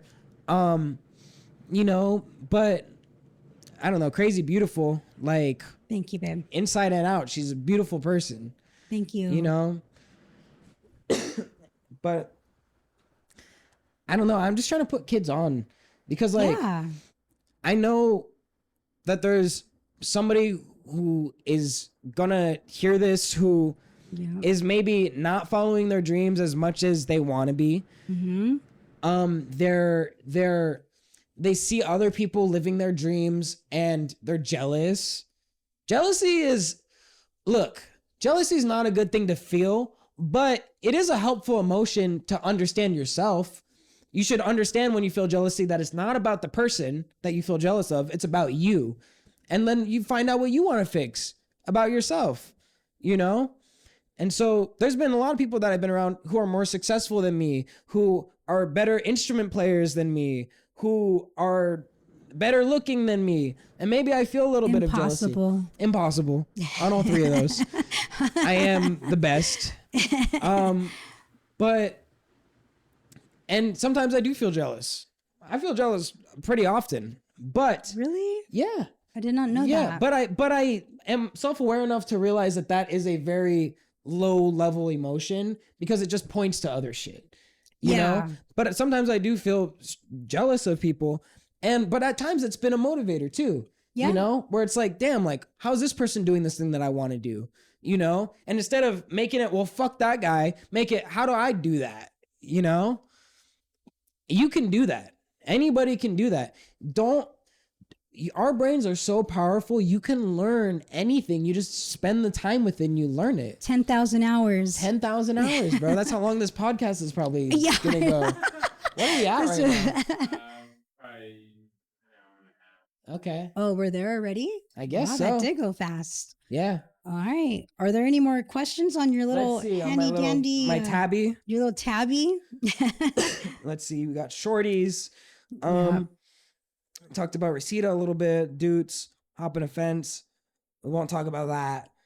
What was it? Oh, okay. it was on some, Oh, you know. yeah. I mean, let's just say that there's a certain motherfucker that we hate. That's all that we're going to say. Yes. You can interpret that however you want. Whoever you thought of, maybe that's it. Yes. But, you know, there's a certain motherfucker that we hate right now. And we talk a lot of shit on, talked about baddies. Well, we didn't really talk about baddies, but Yeah, we just my mom's gonna audition for baddies next year. No. So my mom said Natalie Nunn is a bitch. No. I don't fuck with her. Oh my gosh. I think that Rolly, that you can fucking fight her and that you'd win. Yeah, no, Rolly would kick my ass. I'm sorry. No. Yeah. Dude, I watched baddies with my mom and I literally started having nightmares. Do you know what baddies is, Zach? All right, so baddies. Okay, so it's this thing called Bad Girls Club, and basically it's like Jackass for women. It's like these girls, they put themselves into a house and they just stir up a bunch of fucking drama, and then they fucking fight each other. They punch, they throw hands, bro, like hard. Yeah. And it's all on this thing called Zeus Network, which is like a little like Roku thing that you can get. And but they fight so much. And so I was watching this with my mom and I literally started having nightmares about arguments because of it. Yeah. Because I think that my male brain couldn't handle like all that female energy. all the female energy. Yeah, it's definitely not something that I'm proud to watch, but you know, I'm a little gritty. I like, you know, that's kind of like my stilo. I like reality stuff, murder stuff. Yeah. But you know, at the end of the day, I got a soft heart too, though. Some of it, sometimes I'm like, man, this is cringy. Bad baby, she wants to fight you. Bad baby. She wants to throw hands. No, I'm Cash her actually outside. How not a about that? fighter. I'm, you know, I got a temper, but I'm not a fighter. I try not to. Nah, my anyways. mom would be the one that'd be like, girls, like, come on, like, can we just, you know, just have a drink, settle down. Yeah. And they'd be like, shut the fuck up, bitch. Yeah, I don't no. give a Oh, fuck. and then my temper would come out. Yeah. So That's I how they probably. get you. Oh yeah, no, I would never. That's. Oh man, Nah, those girls she will are not too be yeah disrespected. too young for my taste to be on a show like that. But it is good entertainment. I Yeah, will it is say good that. entertainment. I enjoy it. You know what? And these women, they chose to be there. They're there, you know, by their own will. Yeah. And who am I to say what you should do with your fucking will? As long as, I mean, they are hurting each other, It's but they're all true. agreeing to hurt each other. It's like my mom. She hates boxing. Like we are forbidden to watch it. Like she'll be like, "Oh no, I'm leaving." But I'm like, Mom, like these guys are getting paid for it. This is what they want to do, you know? So I can't feel sorry for them. If it was just some guy getting beat up in the street, of course, that's not cool. But Surprise like these boxing. guys, yeah, but these guys, like they're getting paid millions. I'm like, I can't feel too bad, Yeah, but they that's train for it, and that's their passion. What they want is to battle and to be a victor. And sometimes you lose, sometimes you win, but you learn so much. yeah. There's this crazy boxer named Clarissa Shields. I don't know if you've heard of her, but brutal. She should be on Baddies, actually. She's Damn, crazy. Yeah. But Baddies with MMA fighters or something. yeah, they're starting to do that now, actually. But we won't spend too much Yeah, time on whatever. the baddies thing. But Yeah. so that's just again, I'm a little bit of everything, I guess. Little mixed bag of, you know, She is. She like a is. grandma soul, but also like, you know, gangster soul, a little bit Yep. of everything. Yeah. My mom is a little bit of everything. And, you know, so I don't know. Tell me if you guys think that we're similar, because we hear a lot of people say like that I'm a little carbon copy of her, or that we're just so similar and that she's just me with makeup or something, you know? So, so tell us if you think that way. I mean, I think maybe this is Yeah. around the time. It's around the time, but this will not be the last time you see me. Nah. I'm definitely want to be a part of the Squad D to help elevate your passion, your talent. Like again, I believe in you so hardcore that like there's no way that we cannot at least like put it out there, you know, and just please, you guys, if you haven't heard his stuff, just go stream it. Dan Durant, Spotify, Dan Durant, YouTube. Where else are you at? TikTok. Dan Durant, all that shit. I'm really bad at promoting myself, but Well, that's why I'm here. That's why she's here. Yeah. And You who know? better to promote than somebody that's known him since this big and Yeah. knows him, you know, inside and out. And, you know, like I love him so much and I want you to succeed in this, Daniel. And so whatever we got to do, we're going to get your songs out there. If there's any producers or like, I don't know how do we even do this? You know, is there somebody we can send some samples to? Like I've always heard his stuff, even like in soundtracks and, Yeah. Cobra Kai was one that I was hearing one of your songs, Free Me. Like, damn, that would be such a good song. A lot of the stuff I like shows and movies, I'm like, damn, I can picture Daniel's song inserted here. So if you know of any ways, let us know. Yeah. My mom said you have to do it. Yeah, please. My mom told you Yeah. that I have to have a record deal tomorrow. Man, But I actually would love to do soundtracks for movies. Yeah. That was what I originally wanted to do. That's even what I started, like, because I played piano and I just wanted to compose, but I didn't read music, you know, but I didn't care. I just wanted to make songs for movies. And then I started to write and then I started to make all the shit that comes out now. So I feel like some of the best musicians are just freestyle. You know, you don't necessarily have to go to school or learn how to read music. It just comes straight from you. So yeah, again, if you know any plugs, hit us up. Yeah, hit us up. All yeah. right. My mom's phone number is 999, never mind. Yes. No, well, you'll reach us through here, I guess, right? Yeah. Comment or email hummingbird.management@gmail.com. Yes. Check out the website, hummingbird.co. We got all the shit that we're doing posted on there. And and if he has any gigs, show up. We need all the people we can. Like those shows are lit. They're lit. Yeah. I'll just say that. Daniel does a really good live performance. Like what you saw him doing his little it's that Thriller. on crack, Yeah, bro. it's like, really.